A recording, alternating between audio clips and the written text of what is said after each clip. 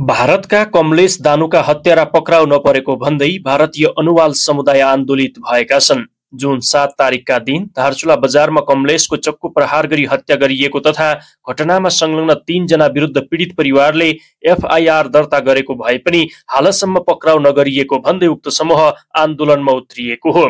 हिजो नै उक्त समुदायले नेपाल भारत जोड्ने सीमा पुल बन्द गर्ने घोषणा गरेको थियो।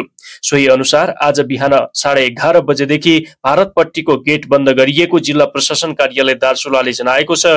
पुल बन्द भएसँगै आवत जावत ठप्प भएको छ। त्यस्तै भारतीय बजार धारचुलामा समेत पूर्ण रूपमा बन्द गरिएको र आन्दोलन भइरहेको भारतीय बजार धारचुलाबाट स्थानीयहरूले खबर पठाएका छन्।